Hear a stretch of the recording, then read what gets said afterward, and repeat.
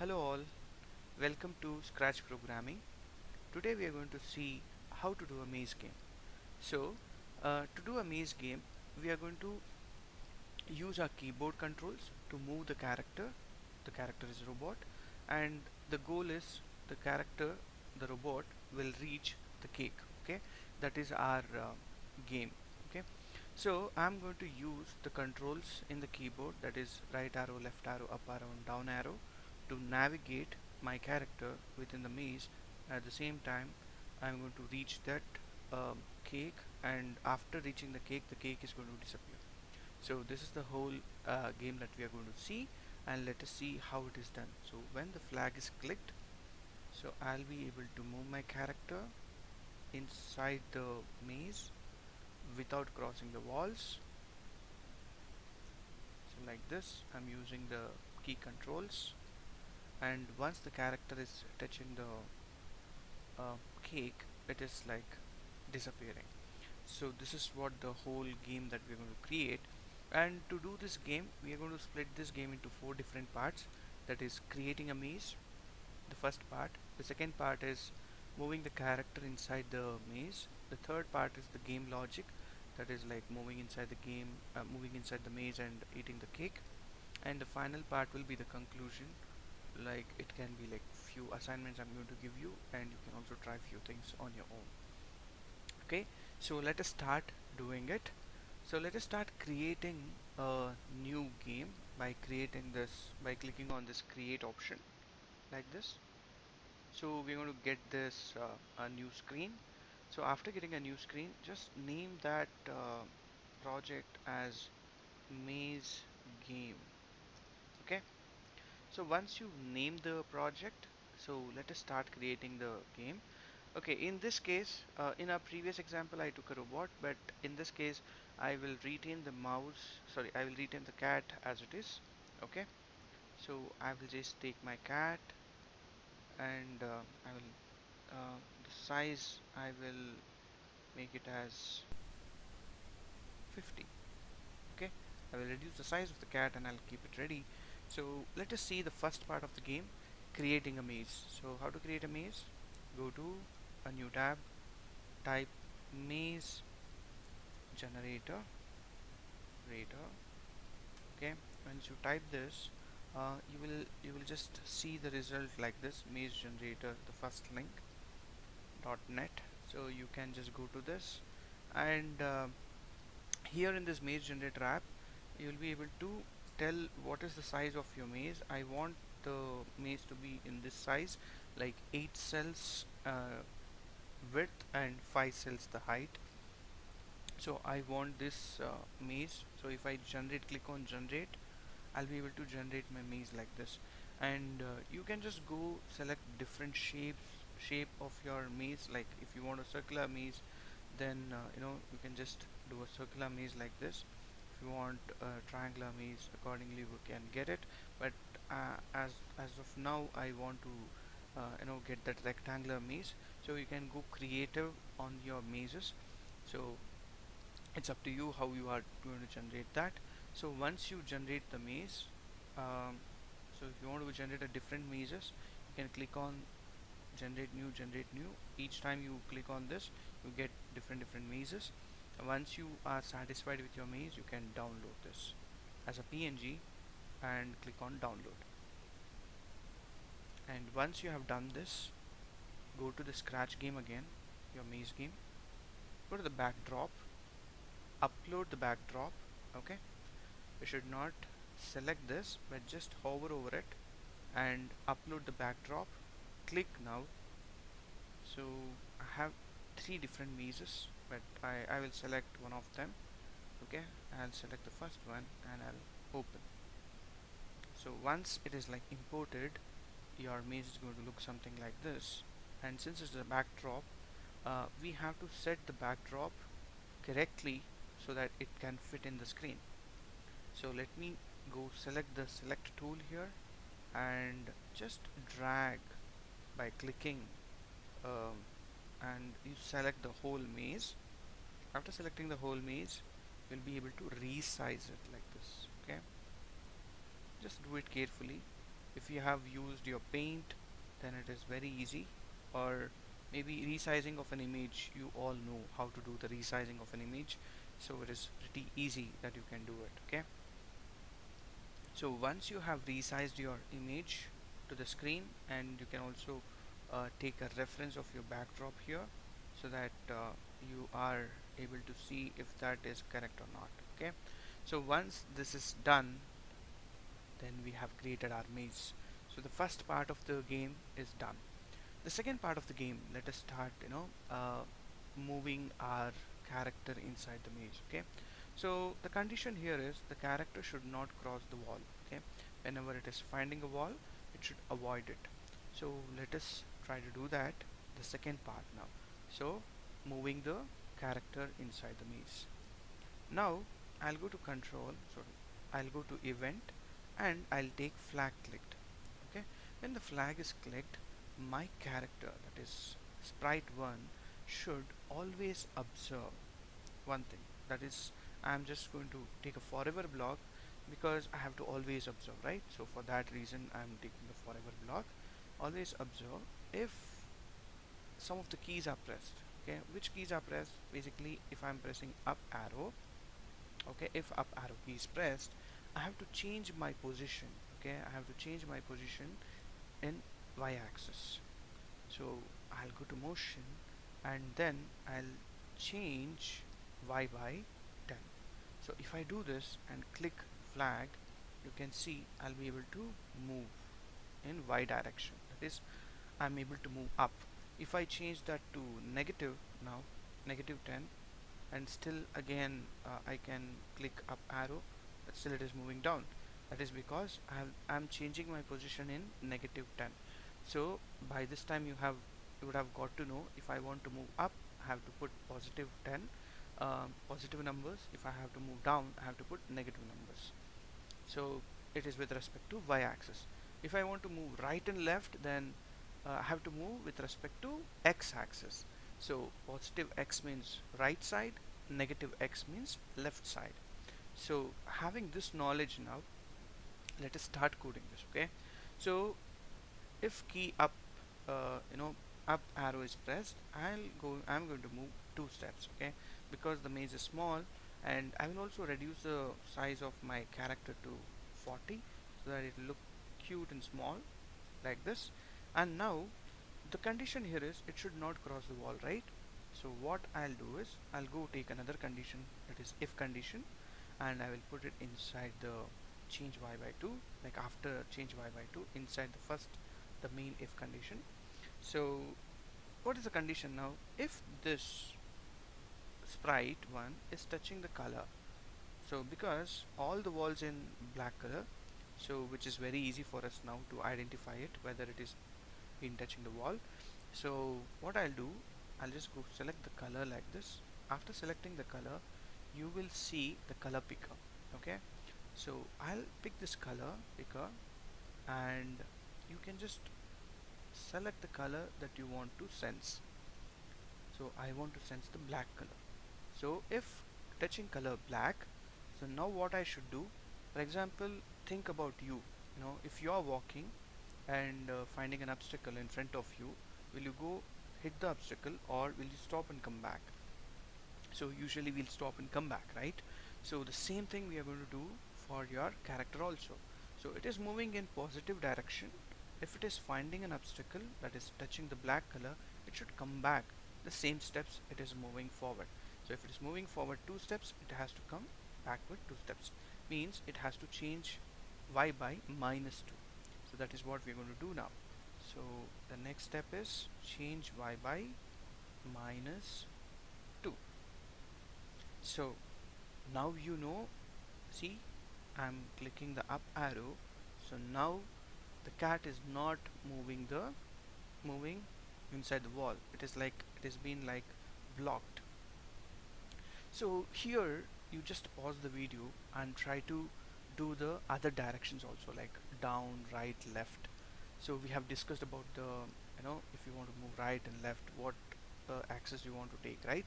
So we have discussed already. So go ahead and do that, and come back and continue the video. to check whether it is correct or not. Yes, now let us try to complete this. So if I'll duplicate the whole thing. Okay, if down arrow key is pressed, I will change the y by -2, and if touching the color too, like if touching the black color, I will go the opposite direction, that is +2. So it is very easy this way. Okay, so you can duplicate it and you can also change the keys and directions like this.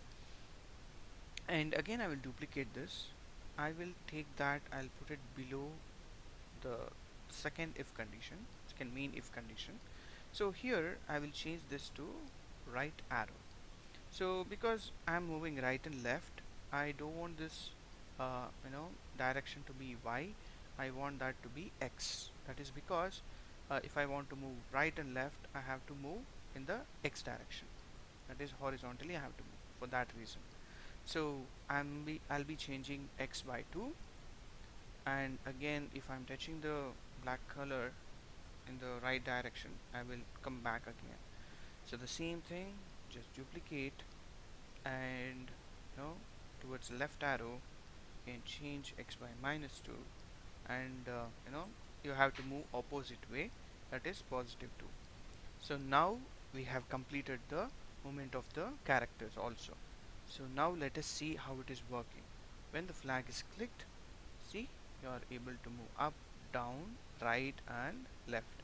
In all these different directions there is a wall and you are not able to cross them. Okay, so this way we are able to achieve the movement of the sprites also. So now let us see the third part of logic of the game. Okay, in this logic of the game, let us try to add one more sprite to the game. Say for example, in this case, cat tries to eat a cake. Okay, let us try to take the cake, the same cake. Okay, let me just go type cake. Oh, this cake is coming. Instead of this cake, maybe I'll just go to food. I guess it's a muffin, right? So where is it? Yeah, it's a muffin. It's a muffin. Okay, yes, I'll put this muffin here, and the size is 50. So I'll reduce the size to 50, or even lesser actually. It's like maybe 30. I'll put this muffin here. Okay, so this is like a treat to the cat. If it is solving the game, so then it can go eat the muffin. So there is something like that. So to reach the muffin, the cat is struggling a lot, so we are making the cat to move towards the muffin. Okay, so that is the game. So now let us program the muffin. So the muffin should always you know keep an eye on the cat. Okay, whether the cat is been like touching me. So if the cat is touching muffin, so what should happen? The muffin should disappear. Basically, like you're trying to mimic that cat is going to eat the muffin. Okay, so how to do that? It is very simple. Okay, when the flag is clicked again, forever the muffin should keep observing if you know the cat is touching. Means the cat here is sprite 1, so it should always see if it is touched by the sprite 1. If it is touched by the sprite 1, it should change to the next costume. Okay, because this muffin has two different costumes. Okay, one costume is full muffin, another costume is like somebody has bite it. Okay, something like this. So you can see it, if the cat is touching, it is going to eat it, and then it is consuming the whole thing. So it will be like like that if you're coding like this now. So I'll just go switch it to the next costume, and I'm going to wait for just a half a second, just 0.5 seconds, and then I'm going to hide the muffin so that it will be shown like cat has consumed that muffin. So when the flag is clicked, you know, now you can see when the flag is clicked, the cat is still there in the middle of the maze, but this should not happen, right? So it should go back to the start position. So how to do that? So if I just move this cat, you can observe the X and Y position that is also getting changed. See here now, the X and Y positions are changing. So this is the trick now. So I have to keep my cat here. Okay, go to motion, and you have a block called, let's go to XY. So way to place this block now, you can see the position is same, 29, X 29, and Y is minus 149. So everything is same now. I'll just take this block and put it right below the flag clicked, and it should not be within forever. Okay, be very sure on that.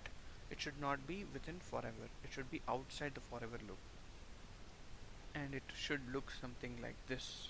Okay, see this carefully and place this block. Okay, so now whenever I click the flag, it will come back to the same position. For example, I'll just go place this, click the flag, it's going to come to the same position. Now it's time for us to check whether cat is going to eat the muffin or not. So let us guide the cat towards the muffin. So I'm playing this game now. I'm using the controls which we have programmed now. So I'm pressing left arrow, up arrow, and right arrow. Yes, now I'm going to eat the cat. So it is vanished. So this way we have completed the game. But now there is a small glitch now. You see what is the glitch. I'll click the flag again. But where is my cake? The cake is not coming. So what is the mistake that we have done? You know, if you go to muffin, we have just hidden it forever, but we have not shown it when the flag is clicked. So it is very simple. You can just go to the looks, and again there is a show block. Okay, so you have to put the show block right below the flag clicked. So when the flag is clicked, and you're showing the muffin, and then you're checking if the sprite one is touching you or not, means touching the muffin or not. If the sprite one is touching the muffin, then you're going to switch to the next costume. You're trying to give an animation of the cat is eating the muffin, and then you are going to hide the muffin forever in that game, in that particular part of game. And if you reset it back just like this, now the muffin is available for you. It is very simple, right? So, and you can also see the muffin is there, the cat is there. So now it's time to play. It is very easy. You can just go and consume the muffin, eat the muffin. Yes, this is done. So this way we have completed the whole game. So now what is the conclusion of this game? So what we have learned in the whole game? So we have learned about how to upload a sprite, how to give a small animation to a character, and we have learned more about sensing blocks, because sensing is very very important. When we are doing some games like this, we have to always put some sensing blocks here and there, so that our game will become more interactive. So as you are seeing, your cat is not able to move through the walls. At the same time, um, you are also able to move in the white space that you have inside the space. Inside space you are able to move, but not, you are not able to cross the walls. So according to this game, the sensing block is going to help us something like this. But in different games, based on your ideas, you can make use of different sensing blocks, like touching the color, or you can also make use of, if the mouse pointer is touching something, it has to do something like that. You can think creatively and you can use the sensing blocks. So taken this knowledge, now I want you guys to try something new. So here I went with this combination of cat and the muffin. So you can take different sprites and you can code them to solve the same maze, and you can also have some obstacles. Maybe you can try something like this. Say for example, you can take another obstacle. Maybe in this case, I will take a bat. Maybe this cat is scared of a bat now. So what I'll do is, like, I will just put this bat in a small size, and I will place the bat here. Okay, suppose if you are suppose if you are touching this bat, you have to come back to the start position. Try to do that part. Let us see how you're able to do it. And let me know in the comments below, okay, if you're able to do that, and also leave your link there so that we can come and check that. Okay, so please do this game and let me know how you felt about this, and let me know how you're able to get the output. Okay, we'll meet in the next video. Until then, take care and bye.